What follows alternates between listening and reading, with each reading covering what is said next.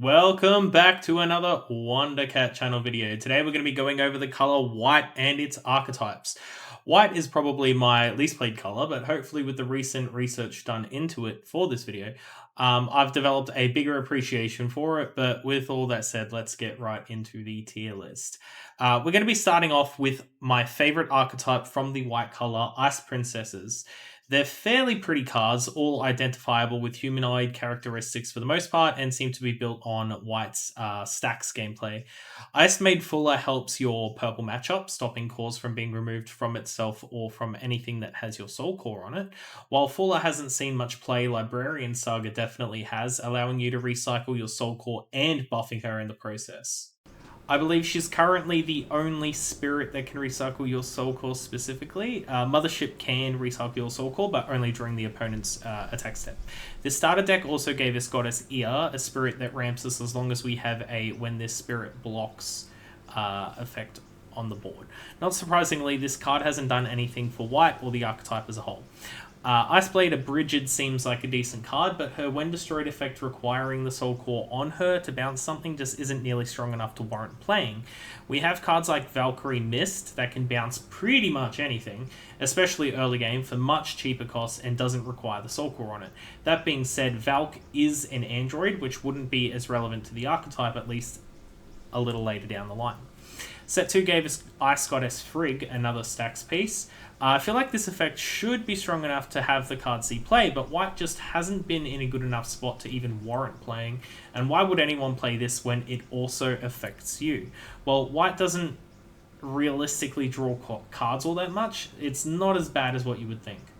Set 3 gave Ice Princesses their first X-Rare, good old Scardy. This card's static effect to allow your spirit with the soul core to be the only target for effects works surprisingly well with Ice Made Fuller. It has Armor White, which is a strange design choice, but any kind of protection is better than none, I guess. Its level 3 effect to bounce all exhausted spirits your opponent controls back to their hand incentivizes people to not attack lest they lose their board. In retrospect, I'm imagining this card being a solid bounce target, which white has a large amount of. She just kind of gums up the board and develops you value just by sitting there, so while she's impactful, she's certainly not game-changing. This is all ignoring the fact that she's a 9-drop with only 4 reduction, making her almost as hard as a Void Lord to summon, which is not really where you want to be for a Dex boss monster. Set 4 gave us an interesting support nexus, Permafrost Palace. Another 4-drop nexus. During your turn, draw a card when your opponent uses an effect to draw a card. Not a bad level 1 ability, to be honest. This is decent into things like Starblast, especially since white naturally runs quite a few when summons on average. So red benefits largely off Starblast in this matchup. What makes the card really shine, though, is its level 2. Being able to free bounce any spirit when one of your Ice Princesses is destroyed is certainly worth a 2-core investment. With Set 5's inclusion, this also works fairly well into purple-yellow. Sadly, Ice Princesses aren't all that strong combat-wise, so whilst this combos well in that respect, you're generally losing out since your spirit is most likely dying, and your opponent just gets to recast whatever you bounce at a later date. Suppression can come into this game playing decently, giving your spirit a solid buff, and using your Librarian Saga, you can recycle that soul core later on. This Nexus also combos well with androids, which surprisingly we got a big X-Rare inclusion in Set 4 as well, Jotungrim. Jotungrim gives all of our Ice Princesses armor purple, white, yellow, and green if we bounce something during our turn. He's probably one of the nicest cards in BSS just in terms of color alone. I love its mixtured colors of hue, white, pink, and blue in its art. Just awesome. Not only is the bounce giving armor an insane static effect, but it combos with itself since his level 3 allows you to bounce something on swing. This card also combos very well with Valkyrie Callista. Callista giving everything with Valkyrie in its card name armor red, white, blue as a stat effect is already decent. If you were to bounce something with Jotungrim trigger his effect, you'd have a Callista with all 6 colors of armor. And with Callista's level 2 effect, she's basically unblockable in this case. Sadly, both of these cards are relatively high costed. This game plan probably isn't going to happen too consistently. That being said, we have 4 cards currently that have Valkyrie in their name: Callista, Hilda, Mist, and Lyra. Both Hilda and Mist bounce things on summon, but are both androids, which work with Permafrost Palace. So by set 4, you can see a decent shelf for this archetype beginning to form.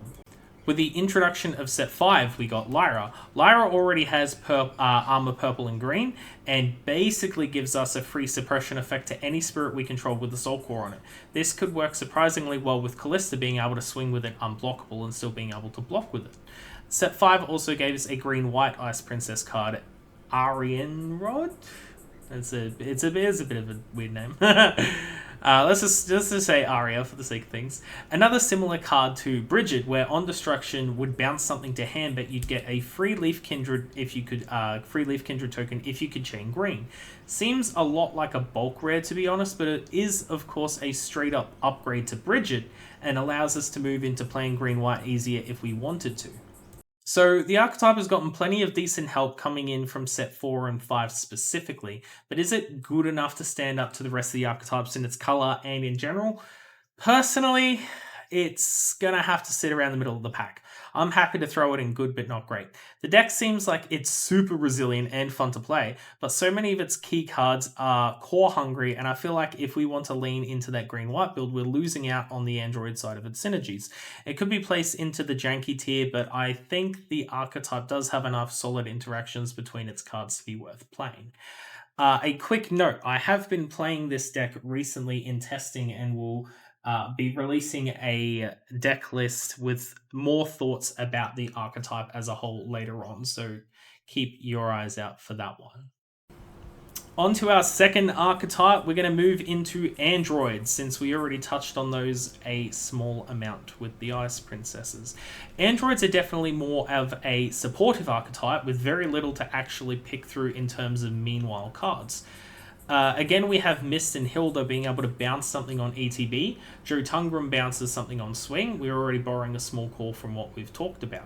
The possible win con from this archetype, at least at the moment, could be Frost Tiger Armor Form from set 4. The problem is with this is that it's not only is Frost Tiger a Machine Beast, but the card naturally works better in a Machine Beast list.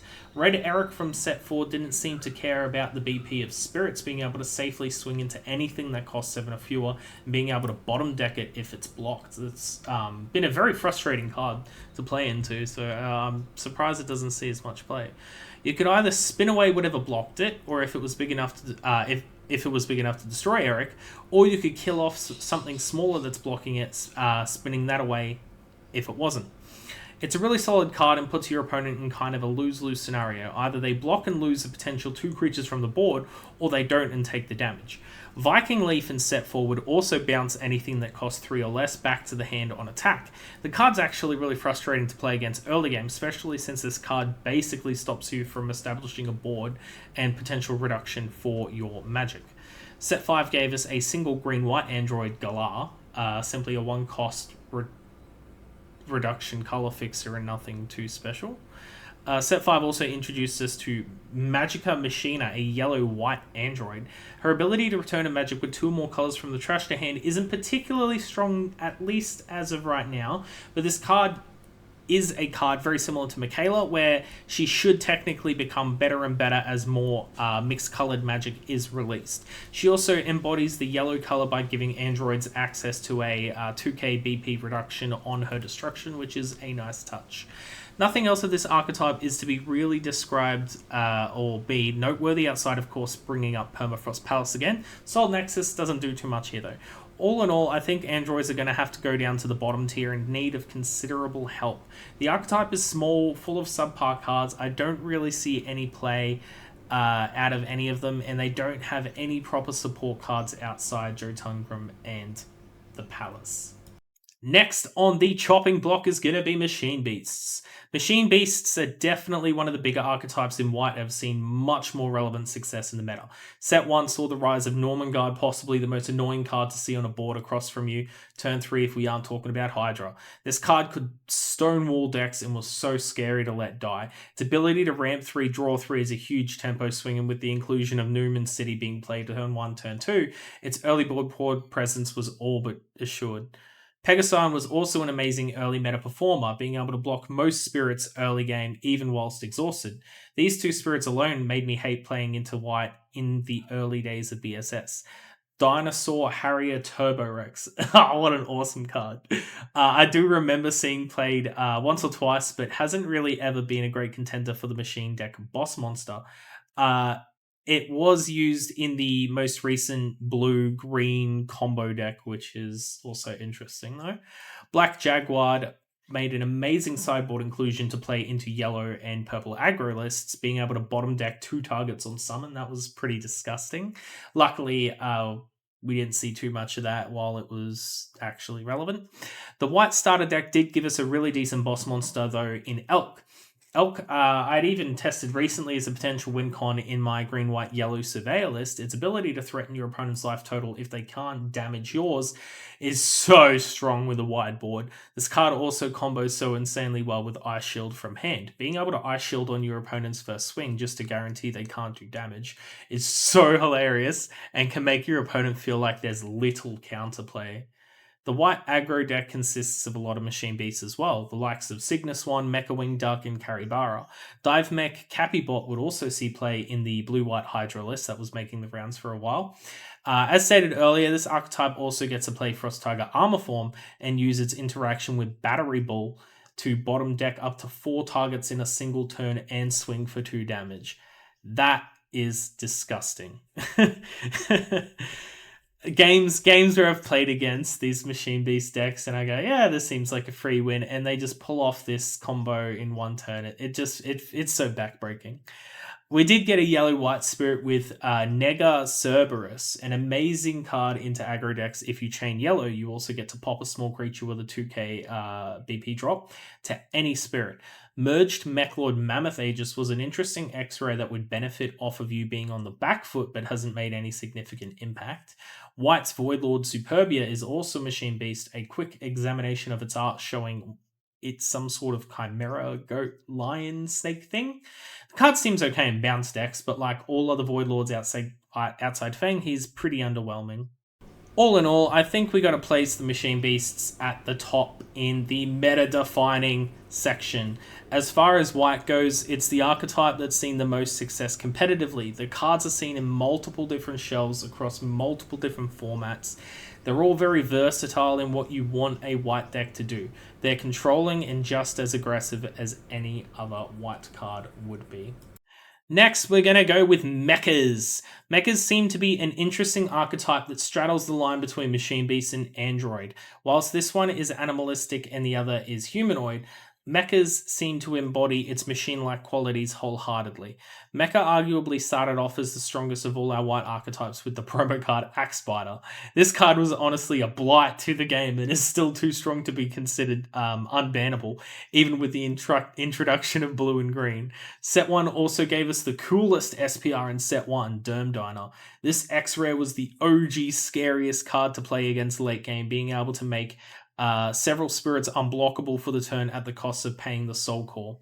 This card was only ever really run as a one-off as a late game win con and was never the bulk of the deck's identity, but still managed to pull his weight in decks and clutch out wins. Automatic Gunner and Satellite Falcon would also see play in white aggro decks, and Heavy Tank Curiosity would be an amazing support card that protects your mechas from destruction effects. Set 2 gave us Loki, a somewhat underwhelming mecha that would introduce the Mecha Token archetype. Being able to summon a Mecha Token on destruction is nice, but his BP thresholds aren't all that great for what you'd be expecting to pay for such a large spirit. Gunsmith Mime also summons a token if you control the same number of spirits or fewer than your opponent. This card probably didn't see much play as it trades evenly with Burning Force on a good day. This card is pretty underwhelming in terms of BP thresholds too. Donar is a pretty awesome token support card, being able to essentially sack a token spirit to draw 2 cards on attack or block. I imagine this card could pull its weight with the new green-white token support that was released in Set 5. Should also be noted that this is one of the only white cards that I can think of that actually gives us some pretty good card draw. So he could really shine in green. He could really shine in green-white. Grand Woden was another card that on paper looks amazingly strong, but its cost just outweighs its usefulness and playability. An 8 cost with 4 reduction, but extremely high BP thresholds, and is an amazing control card. This card combos very well with green combat spells too, like Absorb Power and Plant Trap. Considering we moved from set 2 all the way to set 5 for relevant cards, Mech has certainly dropped off in terms of strength and relevancy, though in saying that, set 5 did not hold back. Green White gave us the Mecha Leaf Kindred tokens and a whole buffet of cards to eat with. Seed Bullet and amazing tempo magic, summoning tokens of flash speed and bouncing exhausted spirits. This card has 3 printings: its normal version, the Ava collab printing, and an SPR. It's completely warranted though. I love using the card in my surveyor list. Sacred Wood Research Lab gave us a proper token producing Wincon and can actually generate proper board presence, something Loki and Gunsmith Mime couldn't really achieve. This Nexus can be rather slow to play but pops off hard with multiple of them out. Being able to exhaust it and summon multiple tokens at a time, recycling your cores to put them on said tokens, can create a very wide board that only blue can really deal with these days. I'm sure if someone played Curse King Dragon, they'd probably need a second bag of cores after devouring an entire board of tokens, but this card is barely played these days. Red, of course, Ira can definitely contend and deal with these kinds of decks, but of course with the ban list, Ira is probably not going to be seeing that much play anymore. Winterfey is a Leaf Kindred that when summoned would make a token on ETB. Whilst not a mecha on its own, it's just a better mime in all shapes and forms. Green Bot doesn't really do much when it comes to proper high tier deck construction, but is an MVP in the limited format. This card would create so many issues for the opponent if you could keep it on the board, and for that it gets my respect and a mentioning in this video. Priestess Azuma also follows Winterfey in being a Leaf Kindred, but is also a mecha. Her BP thresholds aren't all that great, and if you're using her in a token deck, it's kind of what the whole green-white archetype is currently built around. You're going to have a token on board. Her attack step trigger to generate one, it's probably not going to be it's not going to come up all that often. I feel like if your token deck isn't making tokens, and for that to trigger like every turn, it's that being said, like you could probably run this with Donor, like continuously sacking that same one, but that would mean that you would either have to be attacking with Donor, keeping him on board every turn, or blocking with Donor and keeping him on board every turn to sack that token. So it's asking a bit much. Looking into set 6, her level 3 trigger though, being able to destroy a token to give her a second symbol during this attack, is very similar to the new Link mechanic we will be getting. I love this card's SPR version and the Leaf Kindred archetype as a whole, but I don't think she offers much in terms of mechas or the green-white token deck in general. The coup de grace of set 5 mechas though is Mistletoe. As an ascent cost of a token, which realistically isn't all that much, it's a 2-symbol spirit that will summon 2 kindred spirits on summon, or 3 if you have a level 2 research lab in play, and its level 2 ability is a genuine threat. This card is 100% a large-scale threat and can force your opponent to try and remove it ASAP before you bounce their entire board and swing for game. I think mechas sit comfortably in the strong archetype slot. They could straddle that line into meta-defining due to Axe Spider alone, but I feel like that's a bit much. Also, like previously stated, the archetype saw almost no support between sets 3 and 4, so I can't really put it any higher. On to our honourable mentions! We're going to be starting off with Flying Fish. Now, I am not kidding. I mentioned this in the Red Archetypes list. I want a fish deck. We have 6 Flying Fish in white at the moment, 5 of them which are vanillas. Set 5 gave us a rare Flying Fish with armor and astral during your opponent's turn. I would lose my mind if we got some sort of Flying Fish X-Rare that cares about vanilla spirits or about fish spirits in general. It'd allow us to flex the color red in and play with Flying Fish as well. I'm so keen. Please, it needs to be done.